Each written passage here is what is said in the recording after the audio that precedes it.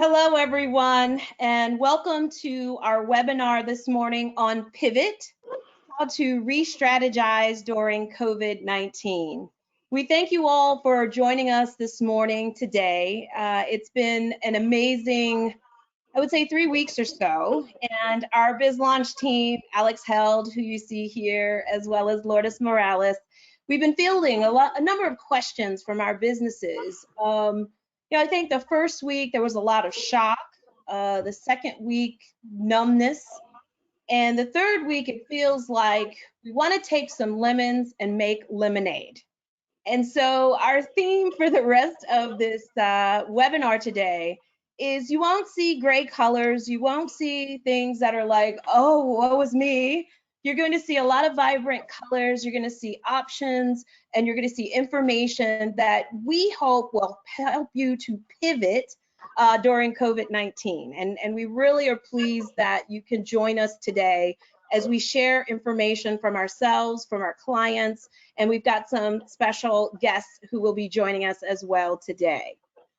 Just to go over the agenda, we have, we're going to first, and I'm going to move this little thing out the way, we're going to be talking about how to use marketing efforts to do your pivot, what kind of technical assistance and support are available to you, and many you probably are aware of, especially if you're on the webinar with us today. And we're also going to do case studies of businesses that we saw that were doing some really cool work. They changed what they were doing, and they came up with ideas and different types of opportunities where they're making the lemonade taste even better. So with that, did I get that, Alex and Lourdes? Does that sound how we're going to do today? That sounds like a plan. Let's make some lemonade. Woo! We're ready. I love it. I love it. And we're also, so you all know, everyone is kind of on mute now, but we really want to make sure that we answer any questions that you have. So there'll be a Q&A period. Jen Beal, who will be joining us a little later, is going to join us, and we're going to make sure we want to get to everybody's questions as well. We don't want to forget anybody. And so that's our agenda for this morning, and we're really excited to speak with you all today about this information. And it just takes me, okay, so I alluded to the fact these 3 people that you see in the Brady Bunch squares.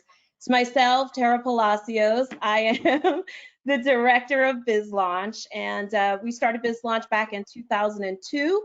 Since then, we've seen just about 60,000 people. I will say we are in unprecedented times. I could say in 20 years, we've never experienced this. So I'm really glad that you're here with us today. And moving on down, Alex.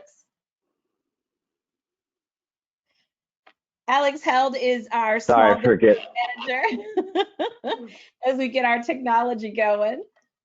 Did you want to say a few words, Yeah, Alex? sorry. My name is, I just wanted to welcome everybody. And, I figured it like nothing's better than a vacation picture to remind us of different times. So welcome, and we look forward in working with you all. And my colleague, Lourdes Morales. Yeah. Good morning, everyone. Happy to see you here today with us. I have the pleasure to work with Alex and Tara, supporting all this small business. We all share the same passion about helping and supporting, especially during this time. We really want that you see us as a resource. We have been talking with different business owners, and we are super excited about the information that we're presenting today because we are sure it's going to be really helpful. So welcome and good morning. Thank you. And so as we get in here and get into this, we want you to know that we are your small business support. We're here, even though our times, we've got social distancing and there's certain things that we must do, we're still going to be offering different services. So our virtual mentorship continues, and we've actually expanded our team to be able to work with you. We're doing many more webinars. Our access to information, a lot of it's online. If you have a cell phone, if you have any form of a piece of technology, we'll still be able to, whether it's a call or whether it's finding information. We also have been working really hard to bring you the latest COVID information, things that will impact you, like the CARES Act. I had a call just yesterday with the SBA and the lenders to kind of figure out what's going on and what's happening. As soon as we receive information, we will share that with you online. And we want to make sure, because information is power, and access to information will help you as you navigate, as you're looking to pivot. I can say that we pivoted, and we would like for you to pivot as well in the short and in the long term, because at this point, we're not quite sure how long the pandemic will impact us, where we're going virtually. So some of the things we want you as a business to be able to do is to pivot just like we did, so that we can do outreach. And to also say that even though we're in this current environment and it feels very isolating because people are social distancing and they're stay at homes, you are not alone. There are a lot of people around the region, around DC, around Arlington, that are really wanting to work to make sure that you have access to these tools and that you can make decisions. So you're not alone. We're all here, and we're hoping to provide even more things as we get through 2020. And so I love this quote. Everyone knows me well knows that I love talking about things that are juicy. And things that are juicy are compelling, and you remember them. And this Conan O'Brien quote, I think, is just perfect. If life gives you lemons, make some kind of fruity juice. Don't get down, be up, and figure things out and do things. It might not be lemonade, it might be a sangria. I was talking about that earlier, but it's something. So get motivated, get moving, and let's get through this. One of the things, before we can pivot, I want to talk about some of the business strategies that we've used in the past. And that was a lot of that personal touch. You trusted people that you had a meeting with. You collaborated with people in person. You met at coffee shops. You were able to talk to your staff and your team. And there were a lot of business development work that was done, where people would go to different conferences, events, South by Southwest, federal government contracting, networking events. And that's changed. That's flipped. That's so 2019. And now, as we pivot into 2020, we're going to pivot into doing business a little bit differently. We're going to try to access things. And some of the ways that we want to be able to do this is look at the environment that you're in currently. What are the policies that are governing the work that you're doing? And social distancing is a huge thing. 6 feet. You must be at least 6 feet away. If you have a shop, you can have no more than 10 people. Most people are staying at home. There's work that's been deemed essential. There's work that's been deemed non-essential. What's the difference? There are 2 executive orders that the Virginia governor has implemented, orders number 53, which happened pretty early on during our stay at home, and then executive order number 55, which does more clarifications with the stay at home orders. And so you want to familiarize yourselves with those orders. You can't have more than 10 people in your establishment. So trying to think of different ways, or even gathering of different people, because foremost, you want to be safe for yourself, and you want to make sure that your employees are safe as well. So there are different things that are in the environment that will impact exactly how you will be able to pivot.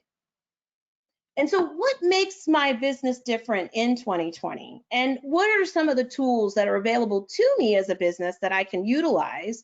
Or what are some of the ones that, might be great later down the road? I could think about it, but I really need to focus in on that one way. And one of the things that I do want to suggest, and I do want to say before we move ahead, is time is also of the essence when you pivot. You want to make sure that you don't rush in because it's something that everybody is doing. Any kind of idea or plan that's rushed in, you have regrets later. So what you want to do is really take the time to think through how you want to pivot. And as in chess, when I move one piece to another piece, what does it look like and how does that affect my entire board? So in this kind of fast pace, fast movement that we're doing, we feel compelled to jump in. But take a moment, exhale, and really figure and think and see which tools are out there and which tools make the most sense for your business as you're moving forward. Now, one tool that we've heard a lot about is that there is financial assistance from the federal government. Federal government has money, and it's in a form of grants or forgivable loans. And there's the PPP, there's the EIDL, because when it's government, we've got acronyms for everything, right? And then there's also the SBA Express Bridge loans. One thing I would say, and I would recommend to everyone, when you're thinking about these programs, definitely take a deep breath and exhale. Realize, talk to an accountant if you have one, talk to someone that's an expert in this area. We've got lots of friends, and I'm going to list the different resources that are available to you, because each of these different financial options that will help you bridge the gap between now and then may or may not make sense for where you're at this time and where you'll be at when we get over, or as we begin to get over the pandemic. And so, there's this thing, it's like, oh my gosh, this money, it's going to go away. I need to apply now. Well, I think one thing that I can say is the folks that were first to apply for the EIDL loans, all their applications got kicked out. And so they've had to reapply, because once the CARES Act was passed, some of the different paperwork and the way the programs looked were tweaked and they changed.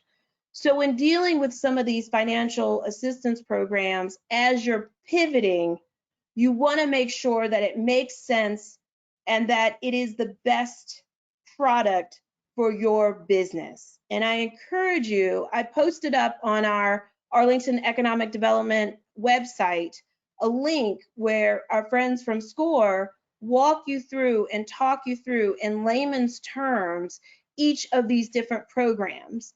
They also have an Excel spreadsheet that will help you figure out what makes the most sense and which one you should apply for first.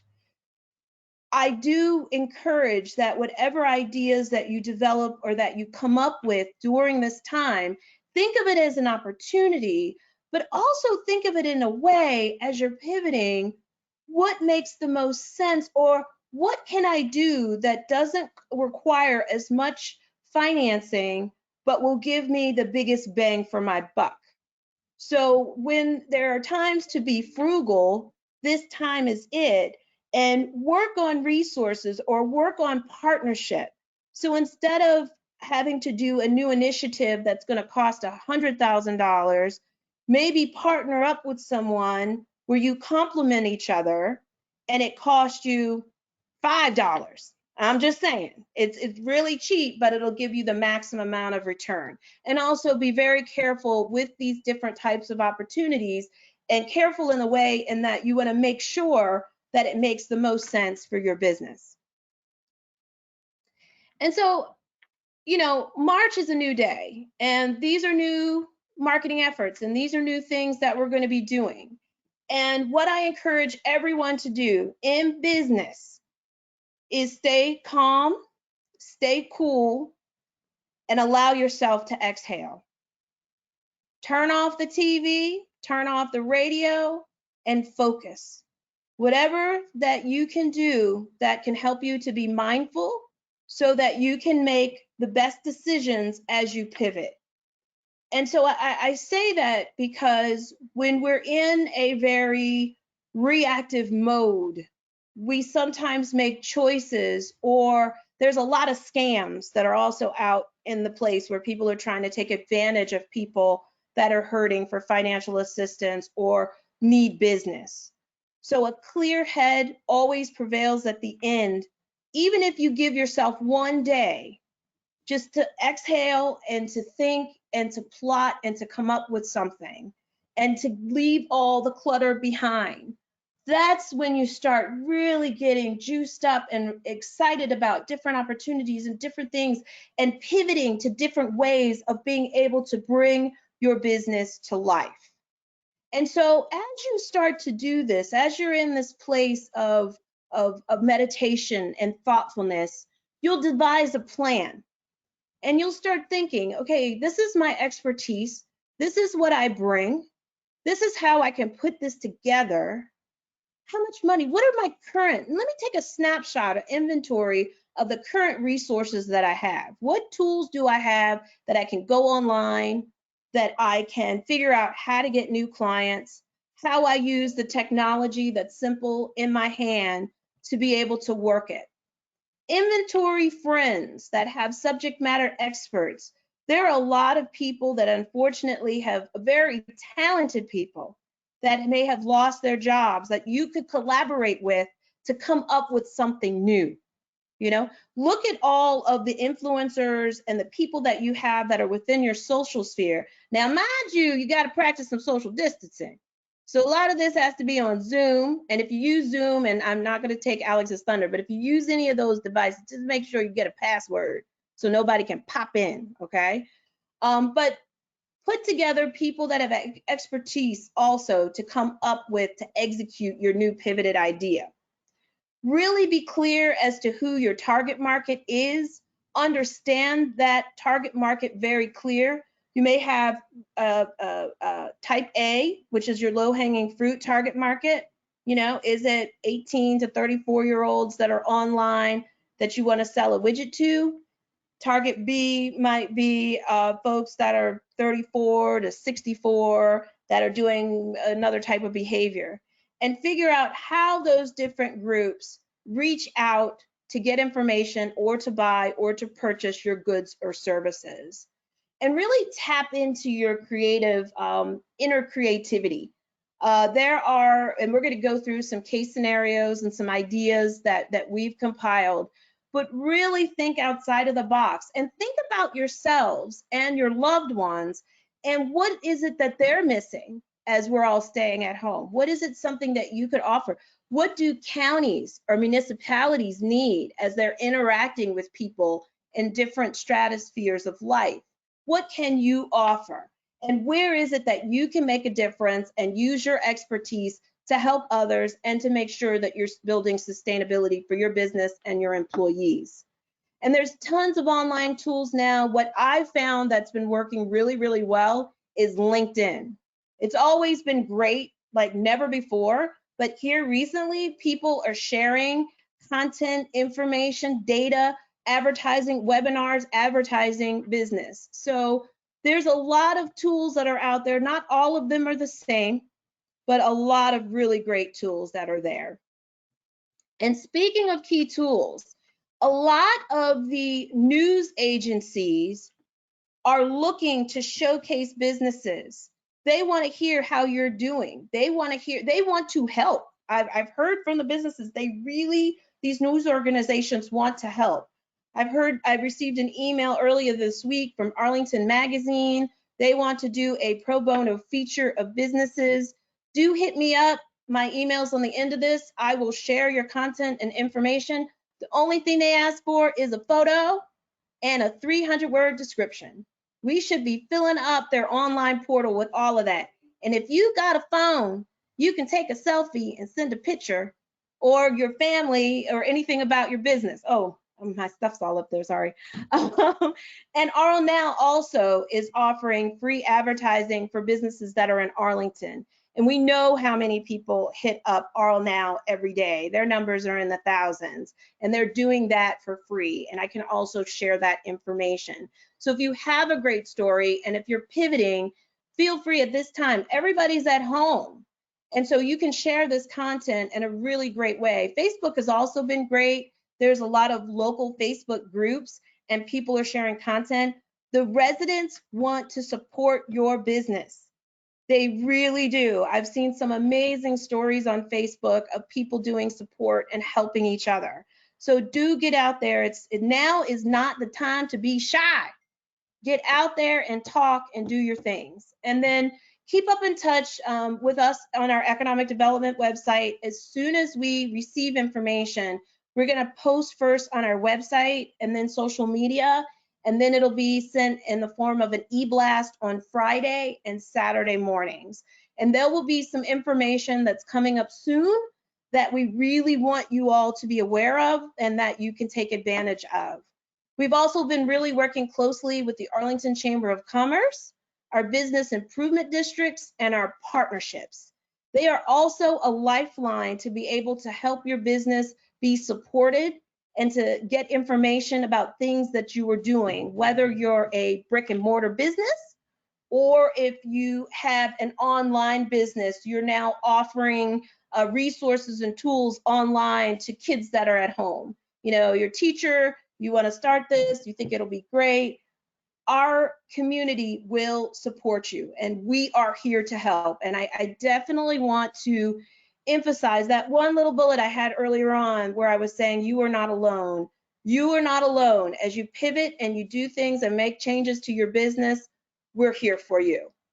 And with that, I'm going to turn it over to my friend Alex, who's going to be speaking on some additional online virtual tools. And I'll see you all in the back end.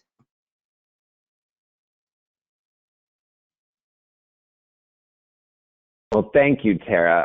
I really appreciate it. Let me try to see if I can't drive for a little bit here while we bear with me.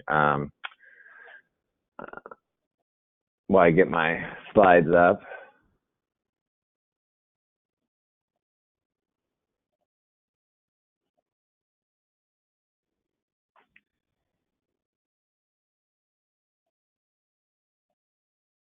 Okay, so hopefully y'all can see my screen. I hope you see the presentation. So there are quite a bit of online tools that are out there to help you comply with these stay-at-home orders and social distancing restrictions.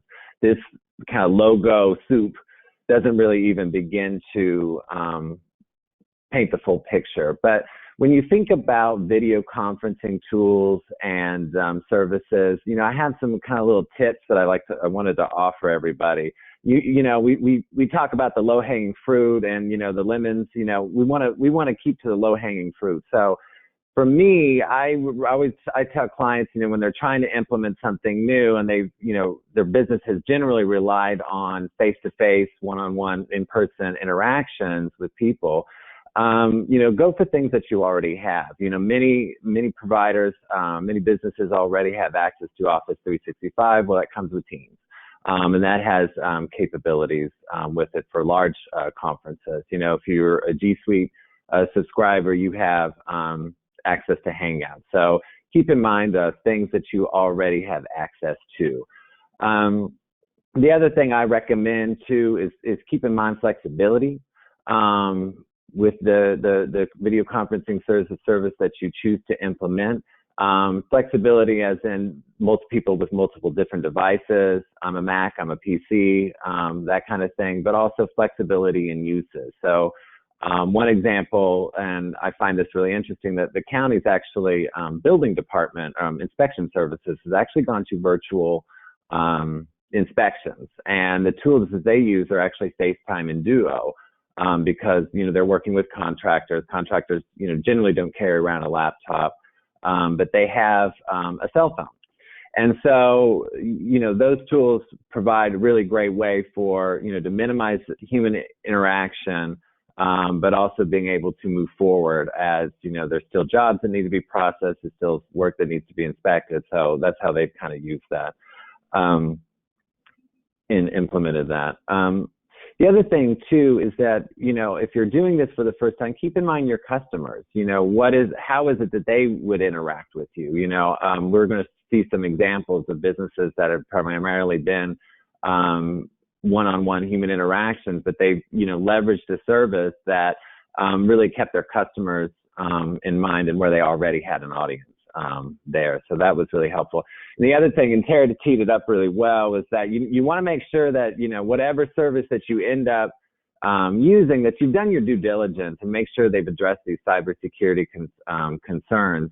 There's been kind of a lot of chatter around on different services, so you want to make sure that security is top of mind. I think the last thing that anybody would want to see happen is if you're in the middle of a meeting with a client, all of a sudden you see something in Savory, the client sees something in Savory because a hacker got in and showed something. So you want to keep cybersecurity in mind. And then consistency. This is the other thing. So if you're doing this for the first time, if you're doing, we'll see one case study later on, but you want to stay consistent with whatever you're using. So if you're doing, say if you're a fitness studio and you're doing, you say you're going to offer, classes through Zoom or Teams, stay consistent with it, keep the set times, everything like that, just like you would normally in your business. So this was kind of my first example. I really liked this company, how they quickly pivoted and were able to comply with these social distancing standards. So I'm not sure how all, but Bash Boxing is a local business. They have two locations here in Arlington, one in Roslyn and one in the Ballston Quarter facility. So they are a fitness studio, and obviously, with these stay-at-home measures and social distancing, it's very difficult to implement that line of business in the old way. So they quickly pivoted. They moved they leveraged their 6,000 Instagram followers and have gone live on Instagram and continue to engage with their clients and then get in there with their members, while still providing their service and still able to retain some of their employees. So the other thing that I actually like about this example is that they teed it up for after the pandemic very well, in that, once it's over, they've built up their following just because of the way social media works. They're constantly engaging, they're constantly getting views. So they built up their following. And, these 6,000 followers, not all of them may be members. So, they've also provided a way to get and recruit new ones. It's like, oh, I tried that for the first time at home. I tried your live workout session. I tried that at home, and I'd love to be able to take a class with you. So this is one of my favorites that's been going on, club quarantine. So, obviously the entertainment industry has been kind of hit. It's very difficult to actually go out in clubbing, but this DJ Nice actually got really creative and started doing these club quarantine dance parties. So they happen actually very regularly, usually on Saturdays, but he's actually built it up because he's getting around 60,000 followers to join in live during these sessions. And it's just a great way for the world to come together through music. I think one thing that's a lot of people, with being home all the time, the social interactions, we really miss. And, humans are social animals in general. And so, we need the interaction. We need to be around people. And business is inherently social as well. So finding ways to, maintain that and get in front. And then the other thing I like about this example is that, he started doing this, he started getting a following, then it became celebrities started joining in, like Ellen DeGeneres, and different folks like that, Mark Zuckerberg. But also it was an opportunity for earned media. When you think about it, the news cycle is they're wanting to hear cases of businesses being creative through the pandemic and striving on. And so there's an opportunity for earned media with all of these, as creative as you can be. And again, in both examples, you see that they're very consistent. Like Bash Boxing has been doing at least 3 live workout sessions at least once a week. And then Club Quarantine is also regularly on Saturdays. So so say your business is, a restaurant and, you're having difficulty. Obviously, the dine-in portions is a huge chunk of your business. For most average restaurants, 60% of revenue comes from dine-in service. So that now you're limited with these stay-at-home orders as well. So there's some tools out there that can help really not only just provide service to your existing customers, but also help you get new ones. A couple things to keep in mind is, the fees. Some of these services average about 30% of your growth of your, the purchase of whatever item of the food. And so, that's a huge, for an industry that already has small margins, that's a huge chunk being taken away. Keep in mind the other thing to keep in mind is your customer base. Maybe your customers generally come from within the neighborhood. A lot of restaurants, their customers come, I think it was less than a mile. And so, is a delivery service necessary to have in your business? And maybe just an online ordering platform that's contactless, maybe that might be better. Also keep in mind the platform's customer base too. Some of them actually have a little bit different customers. So depending on who you're trying to target, so Uber Eats might be a better example for, if you're trying to get new business or trying to gain a wider following. Same with DoorDash and Grubhub.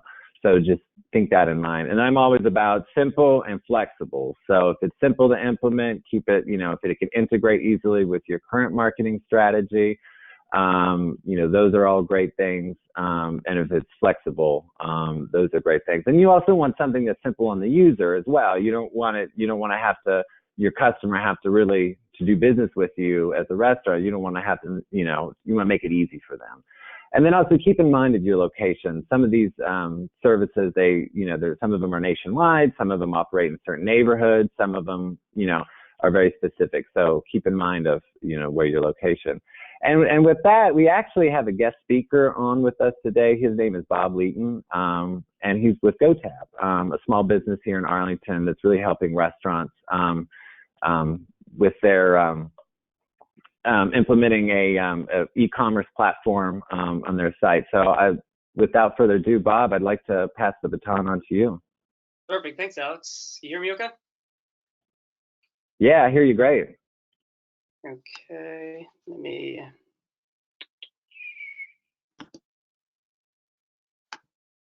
Perfect. Let me just.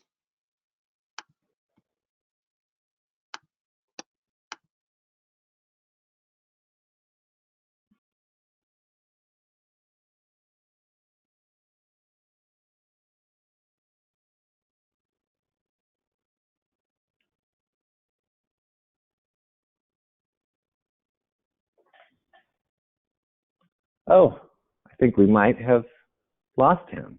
Bob, are you still there?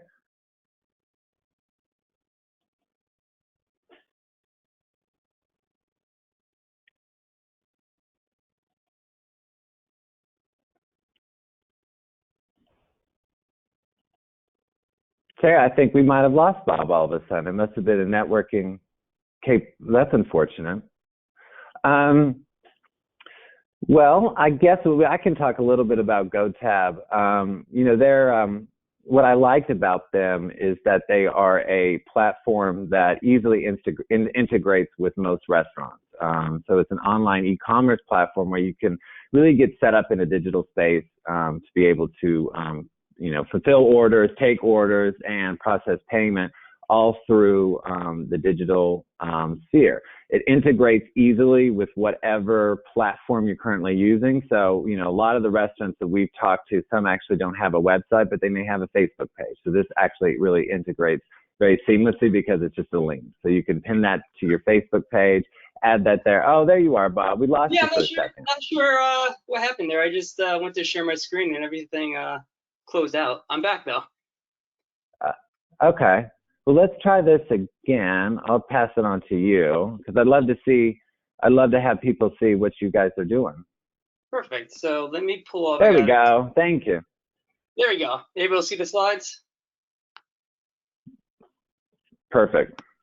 Perfect. All right. Well, all right. So brief introduction. Thanks, Alex. I'm Bob Leeton. I'm the head of hospitality development for GoTab. We're a local Arlington company, and we've been in business now for about 3 or 4 years. And to the points that were brought up earlier by the speakers, we also had a pivot over the last 30 days. Traditionally, we've been really focused on in-venue dining, hotels, stadiums, things of that nature. A lot of places where people sat down, breweries, so like high volume locations. And in light of COVID-19 and everything that's happening in the current market, we as a company also pivoted to help our customers, in a sense, figure out, curbside, pickup, and delivery. So I just want to go through a few slides, brief introduction of GoTab, and also provide a quick case study of what some small businesses are doing within kind of the local area as well. So as I mentioned, GoTab is a mobile ordering and payment platform that allows customers to place food and beverage orders directly from their smartphone without an app. So as Alex was mentioning, we're trying to keep the process as seamless as possible. So from the time a customer jumps onto your menu to the time they order, it's as simple as 4 clicks. So there's no app to download, anything of that nature. So at the end of the day, GoTab really gives customers the ability to view your menu, place orders, and pay from their phone. So at the end of the day, it's a order, payment, and fulfillment tool. How it works is pretty simple.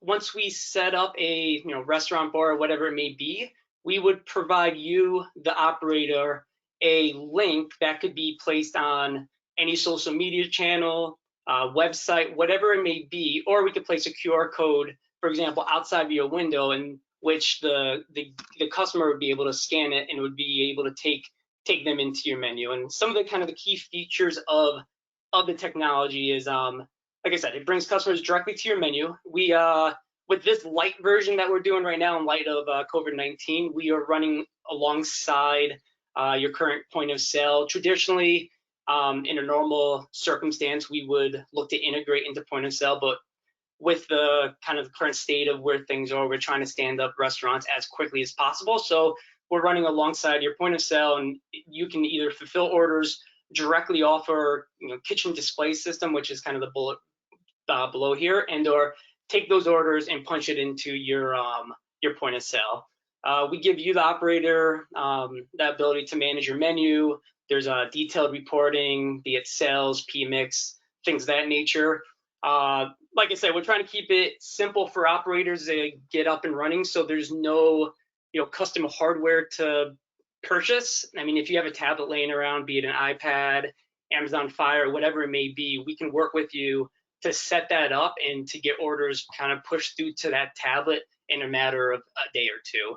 As I mentioned, GoTab's really working to facilitate contactless payments, and we're really aiming to allow for pickup, curbside, and self-operated delivery. So as mentioned, a lot of the businesses that we're working with right now have not traditionally been positioned to be in the digital space, but with the current environment, we've shifted our technologies, and we try to help these businesses come online and have a larger digital presence. So a couple case studies I mentioned before. I think one that is most relevant right now, there's two here. So TDM is a local bubble tea shop in the Eden Center in Falls Church, and they, up to about 30 days ago, their 95% of their business was people coming up to the counter, ordering teas, coffee, snacks, whatever it may be, and then those orders being fulfilled in person. In light of the recent situation, they've, with state mandates, they've had to shift their entire operating model to, in a sense, digital. And you can see here as an example, they've placed this link towards the bottom here that I mentioned earlier, that if me as a customer sees this, I can click on that link and it's going to take me directly into their menu. I'm able to place the order within a couple clicks. That order gets pushed to the back of the house and they're able to fill the drinks. There's some text messaging and things that happen along the way to inform the customer of where the delivery is up to that point. And then the customer can either come in and grab it, and or they TDM, for example, will come out and drop it off in the car. Same thing we're doing with Caboose Commons, which is located here in Falls Church as well. And we have businesses, we have large businesses as well working with Founding Farmers, Barcelona, Think Food Group with Jose Andres. For example, he's doing, with his community kitchens, he's placed QR codes on his windows in which people can walk up, maintaining their 6 feet distance, place their camera over that QR, and it places them in a menu. So operators are definitely pivoting and finding unique ways. I think an interesting case study, I know this is a larger business, but with Founding Farmers as well, they have, with their distribution power, have been able to create a grocery business as well. So they're able to fulfill basic grocery items as well as food items to customers. So we're seeing a lot of different things happening with breweries, restaurants, things of that nature. And I think an interesting thing with breweries as well is because a lot of the laws have been lax with alcohol delivery, we have a lot of breweries that are now able to deliver their beers directly to the consumer in light of the current situation. So that's kind of the high level of what we're doing with GoTab. It's, like I said, it's pretty easy for us to set up within a day or two. We grab your menu, grab some information from you, and then we can get you up and running within a couple of days, and you'll be able to kind of control things from your end. So, and then just real quick, if I know people may be interested in just general pricing, we're trying, as Alex says, a lot of these third parties charge up to 30%. We right now traditionally would have a GoTab service fee, which is usually it is 1%, but we're waiving it for the next month. Could be longer. It's just really based on kind of what the current environment looks like. We're just trying to help out businesses where we can. Credit card payment processing is 2.9% plus 30, and then we charge a customer-facing fee per transaction, which is 25 cents. There's no installation fees, like I said, no hardware fee, because you, in a sense, will have the tablet be an iPad or an Amazon Fire, and no contract to sign. So try to make it as seamless as possible, help out the businesses in our community and throughout the country. We're in 18 to 20, I think, as of today, I think we're at 20 states right now, and signing up everybody from, a small coffee shop, single operator, to the Founding Farmers of the world that have multiple locations kind of throughout the country. So that's GoTab at a high level. And I mean, Alex, do you have any questions, or can I answer anything? No, I think that's great. If you wouldn't mind just staying on, people might have questions as they come in, but I think that was great. And, this is all great stuff. And I liked, to give a little bit of a plug, I like things. For me, and small business owners in general, you're wearing a lot of hats. So I think that anything that can be simple, is always better. So anyway, so thank you, Bob. I really appreciate it. If you wouldn't mind just staying on till later, we'd really love to have you as part of the Q&A. So thank you.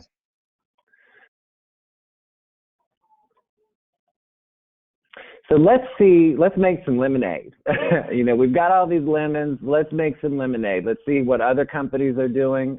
There's a lot of examples out there that I was just able to quickly find of companies really in the entrepreneurial spirit, really coming out and, showing, what their resiliency.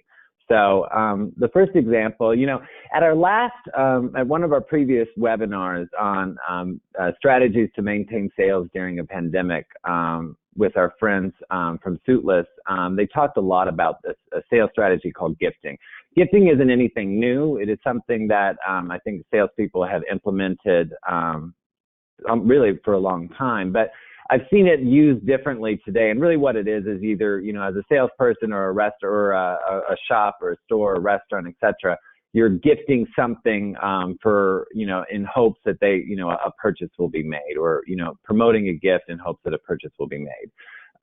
So there, it builds goodwill, but I've seen a lot of really interesting use cases locally.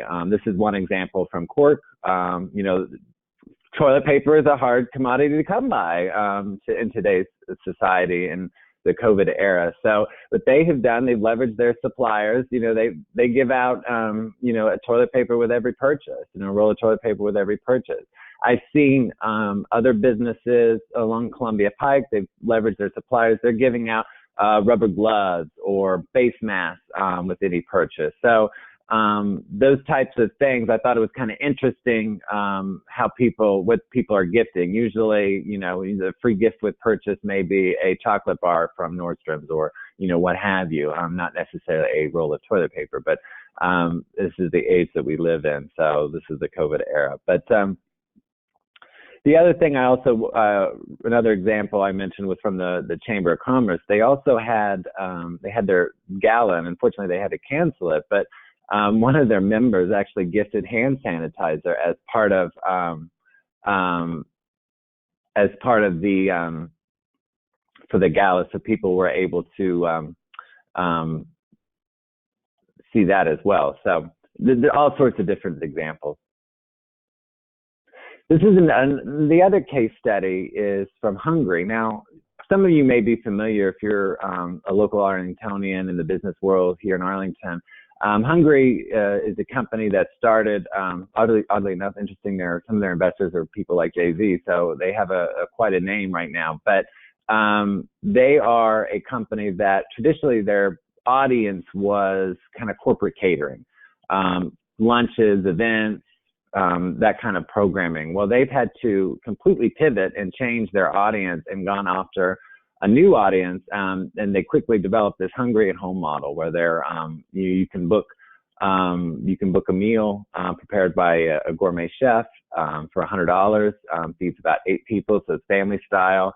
It's delivered right to your door, all contactless. And I actually had to try it out just because I was curious of what it was, and it was quite delicious. So Chef Rosa did a very good job. So there's another example of catering companies making the switch. You know, and a lot of restaurants in the region, they've, you know, Bob mentioned this with Founding Farmers, but they're, you know, certain things at the grocery store are on short supply. So basic goods, eggs, flour, etc. So these kind of things are on short supply. And these restaurants have come up with an idea to really leverage their supply chain and provide these basic goods to customers and to the community. You know, this is a way to not only just earn media, you know, neighborhood restaurant group, they've got their name right here, you know, in the press. So it's a great way to get promotion there, but also, you know, serving your customers' needs. You know, after this pandemic is over, people are still going to want to go out. People are still going to want to do things. So, you know, they think of, you know, it builds that goodwill.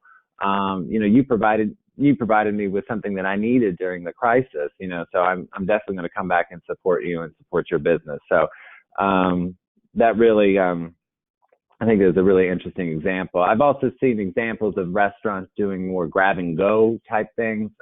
One restaurant here in Arlington called Abby, Chef Reza, he's packaged all his pre-made like Greek salads or hummus or that sort of thing, so people can just kind of come in and grab and go and go about their day. And then, of course, another industry that's really been affected by the COVID situation is retail. And I've seen some local retailers really come up with really different ways. Those of you, you know, one thing that people are doing, because you can't really do too much else, is a lot of people are getting up on their bikes and riding the trails. You know, talk about social distancing. It's, you know, you're always going to maintain 6 feet on a bike. So the bike shops have really taken onto this, and Phoenix Bikes, which is a nonprofit, but also has a retail component to their business. They had to close initially as part of when the crisis broke out, or the pandemic broke out initially. But they have since reopened, and how they've been able to quickly pivot within a week or two to be able to reopen and by appointment only. So, and they will sanitize. So you call, book an appointment for your service. They'll sanitize your bike before they take it and sanitize it before they give it back. So, you know, all fixed up, ready to go. They also quickly implemented a e-commerce platform where you can browse bikes that they have for sale, all using very simple, low-hanging fruit. Again, you know, and took the pictures that way, and so you can call in, pay, and make an appointment, pick it up. So Conti is another bike shop here within the region, doing home delivery, curbside, and online pickup in store, and then also Kinderhouse Toys. I really like what they're doing because, you know, the little people need things to do while this, you know, they're not in school, so they need things to do. And Kinderhouse Toys is there for their customers. So they, you know, they've built up their website so you can browse products online, but they're offering curbside pickup. So kind of things people are changing the way in their business and how to to comply with these orders while still be able to make some revenue and be able to stay open. So, but without further ado, you know, another example is, what if you were starting a business during this time, if you were planning on starting a business? So I wanted to turn it over to Lourdes Morales, my colleague. She's going to give an example from one of her clients, how they're quickly pivoting in this new space. So without further ado, Lourdes, I'm going to kick it over to you. Excellent. Thank you, Alex. And yeah, as Alex was saying, with the team, we have been seeing different clients on different stages. And can you all see me? Yes. Okay, perfect. And just trying my internet. I think, Alex, if you don't mind just keeping your presentation, because my screen froze. Oh no, I think I'm okay. So yes, just going off what we were sharing, and you know what happened, a lot of our clients are asking, but you know, you have been talking about strategies of existing businesses that are established, businesses that have record on sales and all of that, but what happened with businesses that are just starting? And we have been working with Fresh Oasis for the last few months, and they were about to launch early this year. And what they do is they offer healthy and sustainable food and drinks in your place, and they do it through vending machines. So their target market was big employers in the area that have around 200 employees, and usually people who are in the consulting business, people who are super busy and full of meetings, so they cannot take a long time to go and buy food. So the convenience of having these vending machines right at their office. So that was their target market early this year. And then, you know, everything with this pandemic happens, and then it's like nobody's going to work. So that target market is no longer available. So what they did is they switched, and now they're targeting heavily populated apartment buildings, you know, with all of these regulations in place, like people, you know, avoiding to go out several times and go to places that are really crowded. They are looking to offer the convenience of getting fresh food right where you live. So that's what they are. Again, they are just starting, so they haven't launched yet, but that's the plan that they're working with. And they really pivot who the target market is, but instead of seeing, of course, there's still a challenge, but they're seeing it more as an opportunity right there. So that's just an example that we have right now with Fresh Oasis. So if you live in an apartment building, hopefully you will get to try their fresh food soon. So that's summarizing the idea, Alex.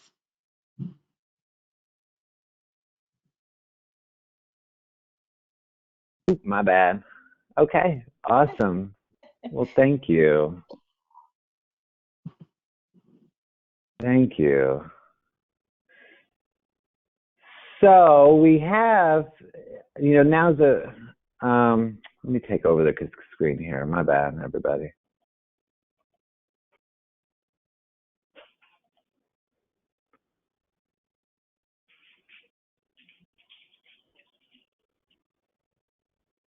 So now is your opportunity to chat with the BizLaunch team and ask your questions.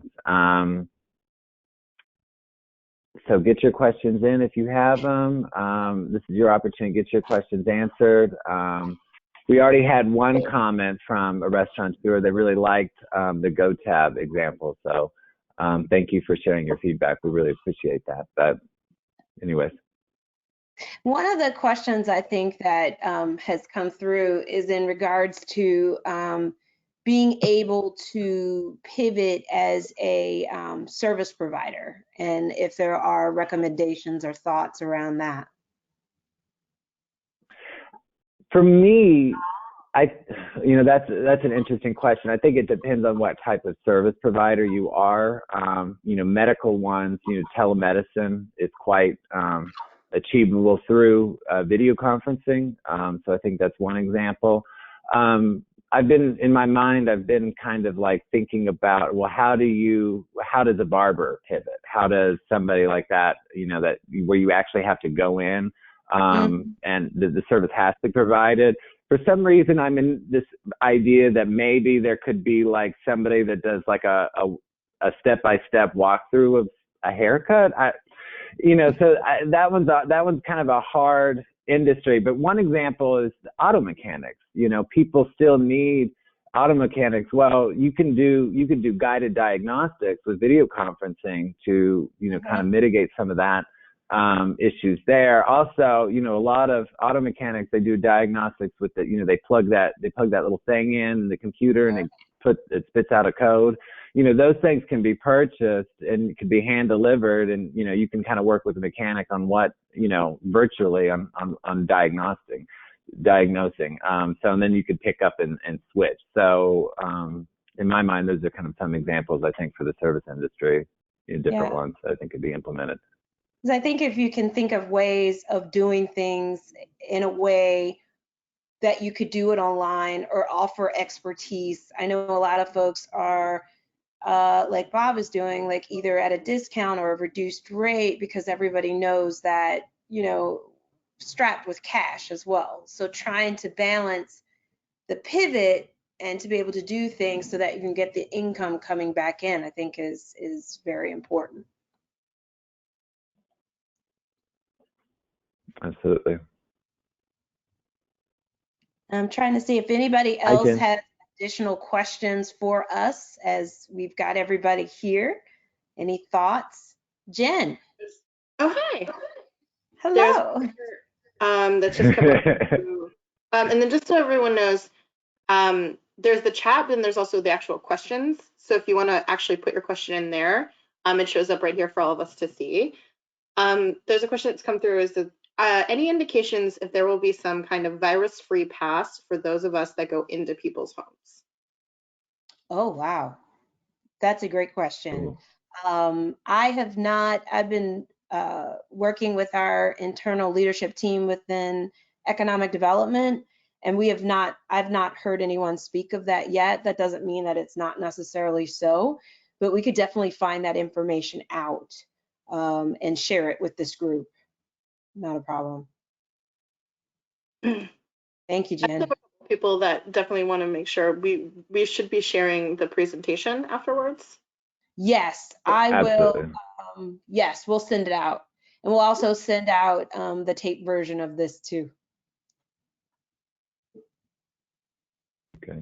That's what I've got. There's also a request, as Alex also mentioned, for contact for GoTab in here as well. But you don't mind if we share that, Bob? We share your email. Yeah, it's fine. It's Bob at GoTab. Okay. Thank you. Yep. Perfect. Thank you. Great. So thank you all so much, I guess, for participating. Alex, if you could go to the next slide, we want to show you our contact information, and just to let you know that we're here for you. Get juicy with us, because I think that term just, it's sweet and it's sour. But our contact information is here below. If you have additional follow-up questions after the day, feel free to reach out to us at our 703-228-0808 number, and we can be found. But also a great way to get in touch with us nowadays in particular is with our emails, because we want to make sure that you find this information useful and helpful, and we will be here for you for the long term. We are staying at home and social distancing as much as I hate it. Bob, I wish I could have met you in person. A month into this, I'm starting to go a little crazy, but yeah, one of these days. Yep. We'll be back to our usual business development and work, but we all appreciate you joining us. Thank you, Bob. Thank you, Jen, for handling the questions. My best friends, Alex and Lourdes right now, and my newest best friend, Bob. Thank you all so much. I just want to invite Yeah, I just want to invite everybody to follow us in social media. Oh, yeah. BizLaunch and BizLaunch en Español, because we are trying to keep updated our social media, to post information is changing really fast. And it's a tool to reach out to everybody and keep you updated with all the information that we are receiving from federal to local government. So please follow us, and we'll have a tweet up tomorrow as well. Yeah. So if you want to tag your favorite, follow us, tag your favorite local business that you're supporting tomorrow. Use the hashtag BizStrongROVA, so everybody can follow along and see who you're supporting. But, we really want to give a big shout out to our small businesses and show them some love. They're facing a lot of, challenging times. So we want to show some love from economic development. And I also wanted to mention, too, next week, we know that you all have probably questions about the CARES Act, what it entails, what is PPP, what is EIDL, what are these acronyms. So we're actually having we're partnering with the Chamber of Commerce, and on next Thursday from 11 to noon, log back in, and we're going to have another webinar and get your questions answered about the CARES Act. So we hope you're able to join us for that as well. I'm glad we have those reminders. That's why there's 3 of us. It's a team. It's a team, Tara. So thank you all so much. Have a wonderful day, and we appreciate you being here with us. Have a good one. Thank you. Bye, everybody. And Alex, I think you're going to have to hang up. Oh.